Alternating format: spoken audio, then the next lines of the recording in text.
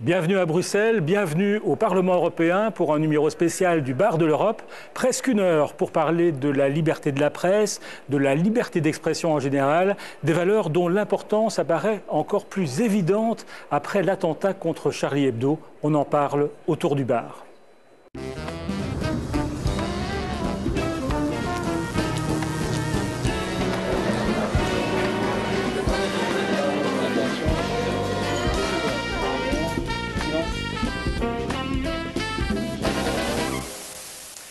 Bienvenue au Bar de l'Europe, un bar un peu spécial. Plusieurs personnalités vont s'y accouder successivement. On va recevoir tout à l'heure Martin Schulz, c'est le patron ici, le président du Parlement européen. On recevra aussi Jean-Paul Marthoz, flamboyant avocat de la liberté d'expression. Il est membre du comité de protection des journalistes.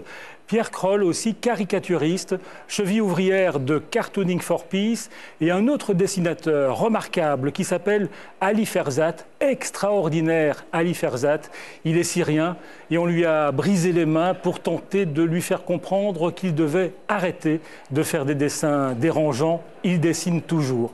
Et pour commencer, je vous présente Salima Rezali. Vous êtes algérienne. Vous avez dirigé dans les années 90 le journal La Nation qui a été empêché de paraître. Vous avez obtenu en 97 le prix Sakharov du Parlement européen, un prix qui récompense la liberté de penser, une liberté qu'il est toujours difficile d'exercer dans votre pays? Je crois qu'elle est toujours difficile à exercer dans le monde.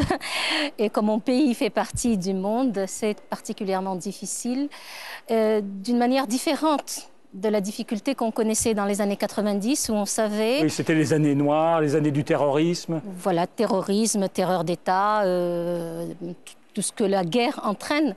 Donc à l'époque, on avait peur de mourir. Maintenant, quand on a peur, on a surtout peur de se tromper, pour certains. Et pas du tout peur de se tromper pour d'autres. Et donc maintenant, il faut avoir peur en tant que journaliste et il faut avoir peur pour ce métier aussi. Qu'est-ce qu'il est en train de devenir dans un monde très complexe, très confus et très brutal. Alors Louis Michel, vous êtes député européen, ex-commissaire européen au développement, ex-ministre belge des Affaires étrangères. Le prix Sakharov décerné par le Parlement européen revient très souvent à des journalistes. C'est parce que la liberté de la presse est une valeur fondamentale de la démocratie. Mais je pense que c'est une valeur absolument indispensable. Il est évident qu'on ne peut pas imaginer un système démocratique sans une liberté absolue de la presse et des journalistes, même si je sais bien évidemment que ça n'est pas facile à maîtriser. Mais il est évident qu'il n'y a pas de démocratie sans liberté de la presse, sans liberté d'expression, sans liberté d'opinion. Et puis c'est aussi une sorte, je dirais, de garde-fou vis-à-vis du politique. Il est évident que le politique qui ne se sent jamais inquiété ou qui ne se sentirait jamais embarrassé ou qui ne se sentirait jamais obligé de se défendre ou de défendre dans le fond son argumentation, c'est un politique évidemment qui ne sert pas la démocratie parce qu'il serait engoncé dans une sorte de bonne conscience de lui-même. Ça, c'est pas la démocratie. Défendre les journalistes, c'est pas simplement du corporatisme, Salima Rezali. Non, absolument pas. Mais il faut savoir aussi défendre les journalistes, c'est aussi défendre l'exercice du métier en tant que tel, c'est-à-dire celui qui consiste à accéder à l'information, à la vraie information et à l'amener vers la société pour qu'elle débatte en connaissance de cause. Donc il ne s'agit pas que défendre le journaliste en tant que personne, c'est en tant que personne exerçant un métier. Et dont la responsabilité est extrêmement lourde. Non, ce n'est pas que du corporatisme. Il ne faut pas que ça ne devienne que du corporatisme. Louis Michel, l'attentat contre Charlie Hebdo en janvier dernier, ça a montré qu'il y avait des menaces nouvelles sur ce métier de journaliste et sur la liberté d'expression en général. Mais c'est tout à fait clair qu'il y a des menaces nouvelles. Je pense qu'il ne faut pas éluder la question des nouvelles techniques de communication, les Facebook, les Internet, où on peut à peu près tout dire, et je défends l'idée qu'il faut tout pouvoir dire, mais il est évident qu'on peut, avec des outils pareils, exalter les meilleurs sentiments comme les plus nuisibles, les plus abominables. Et donc, il faut vivre avec ce nouveau décor. Donc la liberté d'expression, c'est parfois dangereux, c'est ça que vous dites? Ça peut en tout cas conduire, évidemment, à des effets tout à fait dramatiques, bien entendu. Mais vous savez, vous parliez de la liberté, je pense que c'est une valeur qu'il faut défendre. Trop souvent, on a l'impression que c'est dans les autres pays que les pays européens Je veux juste rappeler que, Madame le disait fort justement, juste rappeler que l'attitude, par exemple, du chef d'État hongrois, M. Orbán, est absolument abominable. On attaque la presse, on reparle maintenant de la peine de mort. Donc il faut balayer devant sa porte. Il faut que les Européens aussi balayent devant leur porte. On a toujours l'impression, nous Européens, qu'on a le droit de faire la leçon à tout le monde, au monde entier. Mais il y a les problèmes qui sont similaires ici. Hein. On pense qu'il n'y a qu'en Russie. Bien entendu, on pense qu'il n'y a qu'en Russie. Il faut un peu suivre ce qu'a fait M. Orbán et sa majorité pour se rendre compte qu'il est en contravention dans plein de sujets avec même les textes des traités. C'est ce que j'ai appelé d'ailleurs la tyrannie majoritaire. Ça aussi, par exemple, et ça, heureusement que la presse est là, vous pouvez avoir une majorité arithmétique, c'est une condition nécessaire à la démocratie, mais elle est loin d'être suffisante. Et donc, c'est la pire des dictatures, la tyrannie majoritaire, parce qu'elle tire d'une majorité arithmétique à peu près le sentiment de pouvoir tout faire, y compris martyriser ou dans le fond, minimiser les oppositions ou les minorités. C'est évidemment très dangereux. Alors, revenons à Charlie Hebdo. On a parfois l'impression que c'est la religion qui tue. En tout cas, là, on la pointe du doigt. Est-ce que ça, c'est pas dangereux, Salima Rezali ? Écoutez, personnellement, je ne pose pas Charlie Hebdo comme étant un événement exceptionnel dans le lot des horreurs qu'il y a eu, notamment vécues par les journalistes. En fait, il a ému parce qu'il a touché des journalistes occidentaux. Je ne sais pas si c'est pour ça ou si parce qu'il y a eu une opération médiatique et qu'aujourd'hui, la communication est un instrument de puissance aussi. Nous, on a perdu en Algérie, on a eu un hebdomadaire qui a été complètement décimé en Algérie dans les années 90. Ça n'a pas bouleversé grand monde. Et il y a eu 17 journalistes qui sont morts pendant les bombardements de Raza. Et ça non plus, ça n'a pas fait... donc il y a... je suis d'accord avec vous, monsieur, concernant la dictature majoritaire et des majorités, mais il y a aussi des dictatures de puissance, tout simplement. Quand vous avez les moyens de démultiplier votre message, ce n'est pas la même chose que quelqu'un dont le message ne sera entendu que par une poignée de gens. Donc, la religion tue, l'argent tue, la puissance mise au service de la domination tue. Malheureusement, de ce point de vue-là... Mais vous, par exemple, dans les années 90, vous avez eu autant de problèmes avec les islamistes qu'avec le pouvoir en place, l'armée qui était un pouvoir laïque. Parce que, indépendamment du label au nom duquel vous allez exercer votre domination et votre capacité de nuisance et de domination des autres, que ce soit religieux ou que ce soit une dictature laïque ou que ce soit tout simplement les horreurs. Quand vous voyez les milliers de morts qu'il y a eu dans l'effondrement des usines au Bangladesh, je veux dire, il y a toutes les raisons du monde aujourd'hui de se révolter contre la brutalité et de ne pas la réduire à un élément plus qu'à d'autres. Mais quand même, Louis Michel, vous avez écrit « Tuer au nom d'un Dieu est la pire injure que l'on puisse faire à l'homme ». Je crois que oui. Parce que la religion, en fait, elle est là, dans le fond, pour nous rappeler, pour faire référence en permanence à la notion du bien et du mal. Et donc, tuer au nom d'un Dieu, c'est ne plus avoir qu'une seule référence, qu'un seul référent. C'est évidemment dramatique, c'est quelque chose d'abominable et c'est contraire à ce que j'appellerais la nature la plus noble de l'être humain. Est-ce que ce n'est pas dangereux de pointer la religion alors qu'il y a des pouvoirs laïques qui sont aussi... Non, mais moi, je suis de ceux, moi je suis un laïc et je suis un libre exaministe, mais je suis de ceux, je n'arrête pas de dire ça très souvent lors de mes conférences, je suis ceux qui pensent que, je dirais, le débat ou l'interrogation ou le questionnement existentiel serait beaucoup moins riche et sans doute beaucoup moins intéressant s'il n'y avait pas de religion. Je pense que la religion est un adjuvant à la recherche sur soi, au questionnement existentiel, etc. Le problème, c'est quand une religion finit par être totalement intolérante et finit par être, dans le fond, despotique. Et finit surtout par donner le sentiment qu'il n'y a que cette vérité-là, qu'elle a le monopole de la vérité. Ça c'est totalement antinomique avec la démocratie, avec la tolérance, avec l'ouverture aux autres, avec le respect de l'autre. Il y a un mot que je trouve qui est vraiment très important, c'est la question du respect. Dans le débat que vous ouvrez, il y a quand même de ça avec Charlie Hebdo. Bien sûr, nous étions tous Charlie, d'accord, mais la question qu'on peut se poser, vous l'avez posée en commençant d'ailleurs, est-ce que la liberté peut tout admettre? Moi, je ne réponds pas à cette question-là.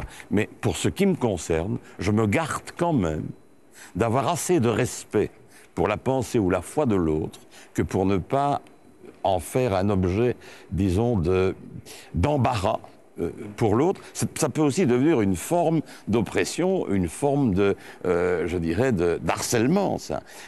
Parce que mettre quelqu'un qui pense pas comme nous mal à l'aise, ça ne fait pas partie de ma culture, ça ne fait pas partie de ce que je crois être bien pour avoir une société ouverte et harmonieuse. On va parler de Raif Badawi. Raif Badawi est un blogueur en Arabie Saoudite qui réclame plus de liberté dans le pays, la liberté religieuse notamment. Il a été condamné en 2012 à 10 ans de prison et 1000 coups de fouet.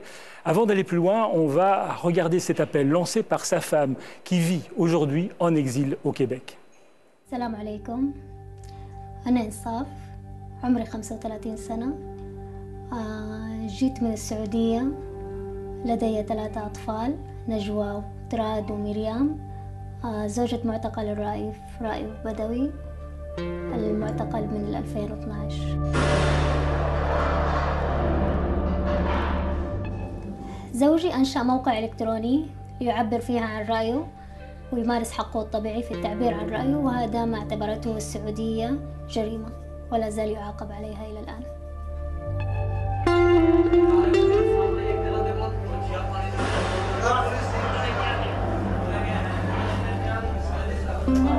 أنا وأولادي مقيمين في كيبك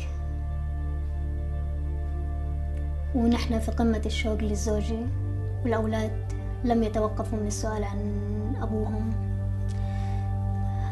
أسئلة أولادي تكرر علي في كل لحظة وأنا ما عندي أجوبة لهم.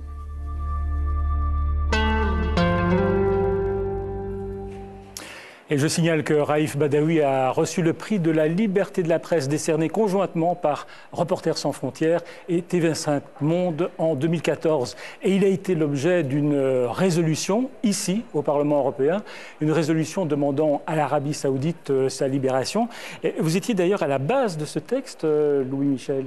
Oui, parce que je pense que c'est le rôle du Parlement européen d'être une caisse de résonance, d'être une sorte de témoin planétaire de ce qui ne peut pas être accepté quand on défend les valeurs de l'Union européenne et les valeurs de liberté, de tolérance, de droits de l'homme, de droits humains, de démocratie, de liberté d'expression, de liberté d'opinion. Et il est évident qu'il y a là un cas manifeste d'obscurantisme grave et donc c'était tout à fait dans la mission du Parlement européen de réagir. J'ajoute d'ailleurs que parfois on a un peu l'impression que ça ne sert à rien.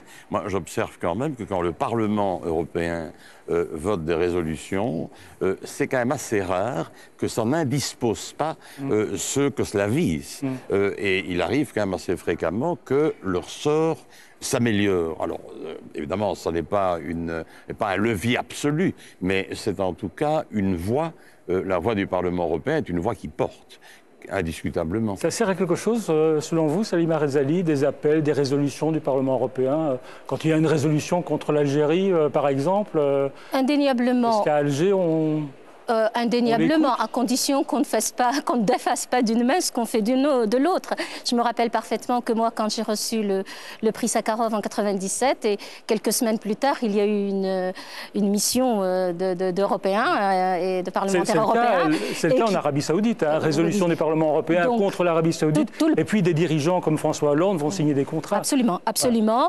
Ou même nous, en tant que presse et en tant que médias, qui répercutons les discours complètement irréel et irréaliste du pouvoir de la famille El Saoud sur leur devoir de protéger la démocratie ou la légitimité. Donc il y a un peu de cynisme ici, des hommes politiques. Je pense, ça dépend des caractères. Parfois il y a de la légèreté, parfois il y a des contradictions qui ne sont pas induites seulement par les personnes, qui sont induites par la situation. Peut-être que nous sommes à un stade aujourd'hui où la globalisation fait qu'on fait porter trop de choses à la fois à la communication et aux hommes politiques et peut-être qu'il faut repenser aussi la manière de faire la politique. Cela dit, il y a certains députés européens qui ont refusé de voter cette résolution parce qu'ils vous accusaient précisément de ne pas être assez diplomatique et de comparer dans cette résolution l'Arabie Saoudite avec l'État islamique. Enfin, le respect, oui, c'est leur droit, mais enfin, le respect des droits humains, ça n'est pas divisible. On ne peut pas évidemment appliquer ça de manière circonstancielle ou de manière opportuniste. Il faut quand même, à un moment donné, savoir de quel côté on se trouve et qui va, à un moment donné, porter la parole humaniste. Il faut quand même, on ne peut pas laisser ça comme ça. Mais je voudrais juste dire quelque chose, parce que comme ayant été confronté à ce que Madame dénonce d'une certaine manière, à juste titre, c'est-à-dire cette espèce d'incohérence entre le message éthique et le fait d'aller parler avec des autorités. Moi, ça m'arrive, Madame, très souvent. Il m'arrive souvent de parler à des dictateurs dont je dénonce par ailleurs le comportement. Pourquoi? Tout le monde sait bien que je suis très impliqué dans des médiations en Afrique. Alors le gros problème du politique, c'est quoi? D'un côté, il a des valeurs et qu'il veut absolument faire respecter. Il est quelque part le gardien des valeurs européennes et des valeurs démocratiques. Et donc il est obligé de dénoncer des situations comme celle-ci. Mais en même temps, s'il veut convaincre les interlocuteurs, s'il veut convaincre certains dictateurs, il faut bien qu'il leur parle. À parler, je suis pour. Je suis pour. Oui, moi, je revendique. Oui, mais donc les je pense que. Alors, moi, je suis d'accord avec vous quand il s'agit de l'aspect commercial, économique. Quand il s'agit des affaires. Ça, je suis d'accord, c'est assez vulgaire. Ou des positions politiques aussi. Oui, on ne peut pas soutenir l'Arabie Saoudite dans son agression sur le Yémen ou dans son soutien aux groupes terroristes partout dans la région ou dans son prosélytisme wahhabite et en même temps contester. C'est ça. C'est par rapport à des questions politiques Alors Saliba, on va écouter précisément un de ces députés européens qui ont voté contre la résolution demandant la libération de Raif Badawi. Il s'agit de Renaud Muselier, membre de l'UMP en France, le parti de Nicolas Sarkozy. Tous les députés français de droite ont d'ailleurs voté contre cette résolution. Et pourtant, quand on demande à Renaud Muselier s'il est pour la liberté d'expression, il répond « Gagner, je vous dis oui, c'est essentiel ». C'est la base de nos démocraties en fait. C'est le pluralisme, c'est le débat, c'est arriver à trouver un moyen de comprendre et pour se respecter. Quand on se parle, quand on se comprend, on se respecte. Pour ça, il faut la liberté d'expression et de la presse. Alors pourquoi avez-vous voté, avec d'autres députés, contre la résolution du Parlement européen demandant la libération de Raif Badawi, ce blogueur saoudien ? Je suis pour la libération de Badawi, qui est le blogueur saoudien qui a une liberté d'expression, avec une expression très, très modérée en plus sur son blog dans ce pays d'Arabie Saoudite, parce que quand vous regardez de plus près la résolution, vous découvrez à ce moment-là qu'il y a non pas simplement la liberté d'expression et la liberté demandée pour le blogueur, mais vous avez l'assimilation de l'Arabie Saoudite en État islamique. Et ça, c'est une faute géopolitique. Et donc, on a besoin de trouver des moyens politiques qui ne sont pas des condamnations de l'Occident au peuple islam, qui porte l'islam, pas islamiste. Et donc, vous savez, je suis ancien président de l'Institut du monde arabe. Je sais à quel point il faut respecter les institutions de ces pays et ne pas les intégrer comme des pays subissant l'État islamique, le véhiculant pour fabriquer Daesh. Mais donc, pour des raisons diplomatiques, pour ne pas froisser l'Arabie Saoudite, un homme va rester 10 ans en prison et va subir 1000 coups de fouet. Non, je pense que la résolution est mal faite. On était pour la demande de la libération, mais on n'était pas pour la demande de la libération en condamnant un État. C'est pas du tout la même chose. Elle a été votée à la majorité, y compris par des députés comme Louis Michel, qui n'est quand même pas un dangereux gauchiste. Je suis son vice-président à la commission Afrique, Caraïbes, Pacifique, Union européenne. Je suis son vice-président, M. Michel. Et il était ministre des Affaires étrangères quand j'étais secrétaire d'État aux Affaires étrangères. Donc la réalité, c'est qu'il vote ce qu'il veut, c'est la liberté d'expression. Et je peux quand même condamner quelque chose qui me déplaît, parce que j'estime, ou nous estimons, nous, dans la délégation française, que attaquer l'Arabie Saoudite est une faute politique. On peut attaquer l'Arabie Saoudite parce qu'il y a des défauts pour les libertés des droits de l'homme. C'est pas un débat. Là, c'est pour quelqu'un en particulier. Mélangeons pas les deux. Et l'amalgame est une faute politique. Vous êtes médecin. 1000 coups de fouet. On peut mourir après combien de coups de fouet? Je sais pas, je les ai jamais pris. J'en ai jamais soigné dans les hôpitaux français. Heureusement. On peut mourir au premier si on est en mauvaise santé. De toute façon, dès le premier, c'est condamnable. Droit de réponse, Louis Michel. Faute politique? Non, je considère que c'est certainement pas une faute politique. C'est un ami, hein, mais il y a quelque chose que je ne comprends pas bien. On peut défendre la libération de M. Badawi, on peut considérer que c'est une atteinte aux droits de l'homme, mais on ne peut pas dénoncer ceux qui sont les auteurs, évidemment, de cet acte, toutes ces actions absolument scandaleuses. Je pense que voilà, c'est tellement évident, c'est impossible d'ailleurs pour dénoncer sans indiquer que... Ah bien sûr que je persiste et signe, avant de soi.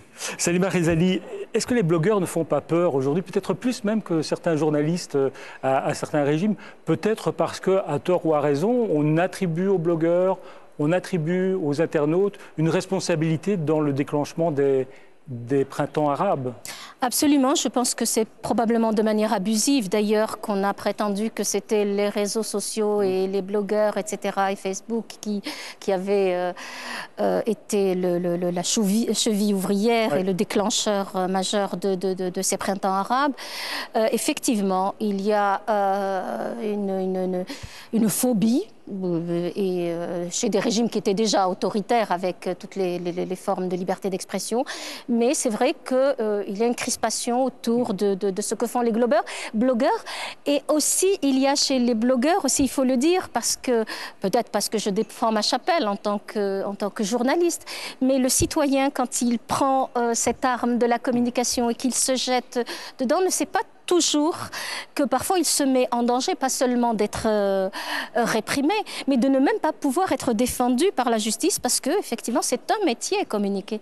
C'est un métier que de faire passer des informations et autant effectivement l'activité citoyenne est essentielle aujourd'hui, d'autant que l'exercice du métier de journaliste aussi connaît énormément de contraintes, mais c'est aussi une prise de risque qu'on n'évalue pas toujours, surtout chez les plus jeunes.